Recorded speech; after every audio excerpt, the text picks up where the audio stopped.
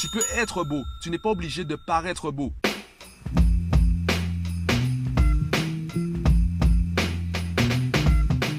Yo, aujourd'hui je voudrais te parler de la vente. Alors le podcast d'aujourd'hui sera assez court, là je suis vraiment en train d'improviser, j'ai très peu de temps pour le réaliser, donc je vais être assez concis. Pendant plusieurs années, j'ai été de ceux qui disaient « je n'aime pas vendre ». Pour moi, les vendeurs, c'était des arnaqueurs, c'était des gars qui allaient te vendre quelque chose dont tu n'avais pas besoin. J'ai longtemps pensé comme cela et heureusement pour moi, j'ai progressé concernant mon approche de la vente et je dois te dire quelque chose. Tu dois arrêter de voir la vente comme cela. Tout le monde se vend. À partir du moment où tu te présentes, tu te vends.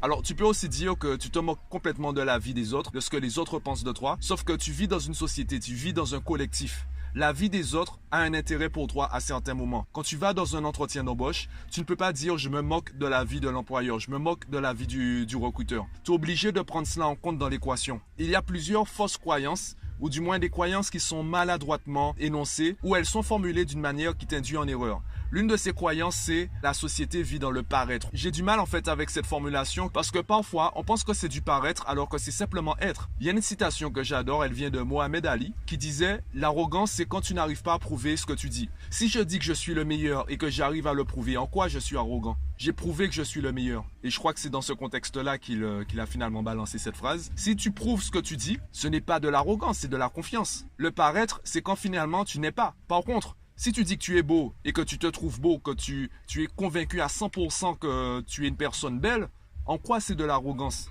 Là où ça va résonner comme de l'arrogance, c'est si les autres ne te trouvent pas beau. Et là, tu peux dire que tu te moques de la vie des autres. Tu peux aussi parler des critères de beauté. De la même façon, tu peux dire que tu es compétent. Après, évidemment, tout est subjectif, tout est relatif. Je prends l'exemple des universités qui ont des diplômes qui sont valables dans certains pays et non dans d'autres. Les niveaux de qualification qui seront différents suivant l'université ou le lycée dans lequel tu as eu ton diplôme. Donc, tout est relatif finalement. Il y a toujours une échelle de comparaison. Et donc, forcément, il y a une échelle où tu es meilleur que ce que tu crois être. Donc, c'est à toi en fait de fixer ta valeur. Et pareil pour la vente, tu dois savoir te mettre en valeur. Il y a une autre croyance qui est la méritocratie.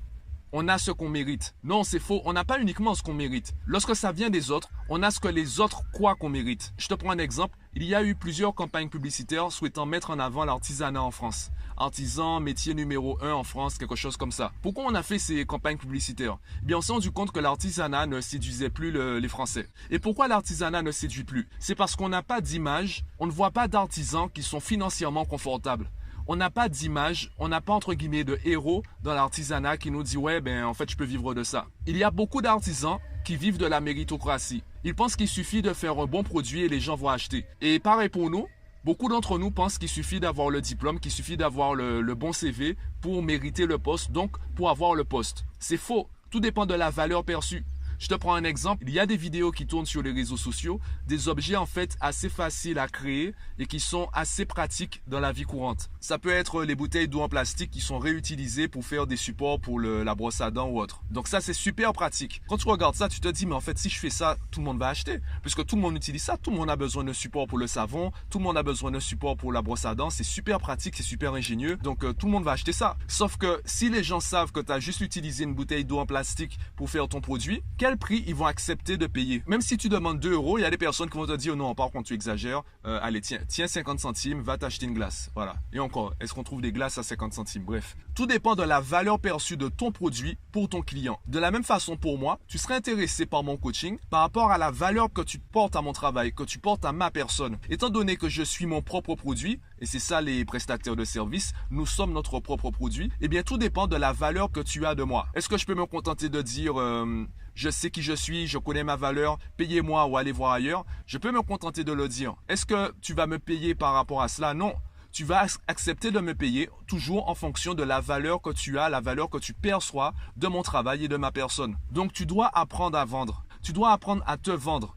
Et vendre, c'est simplement mettre en valeur. Est-ce qu'il faut mentir? Non. Arrête de partir dans les extrêmes. Arrête de croire que tu vas vivre dans le paraître. Tu peux être beau. Tu n'es pas obligé de paraître beau. Est-ce que tu vas continuer à te comparer avec cette minorité qui essaie constamment de vendre quelque chose ou tu vas simplement être toi-même? Est-ce que tu vas paraître comme les autres ou tu vas être toi-même? Et être toi-même, ça ne t'interdit pas de vendre. Ça ne t'interdit pas de te mettre en valeur. Ça ne t'interdit pas de mettre en avant tes qualités des parties de ton corps que tu apprécies le plus, ça t'empêche pas de faire tout ça. Alors évidemment, je présente uniquement ma façon d'aborder les choses. Je n'ai pas la science infuse. C'est pas une vérité universelle ou une vérité absolue. Dis-moi ce que tu en penses en commentaire, si tu es d'accord avec ce que je dis ou si tu es contre. Dis-moi ce que tu en penses en commentaire du podcast. Abonne-toi à la chaîne pour recevoir les prochains. Et moi, je te dis à bientôt.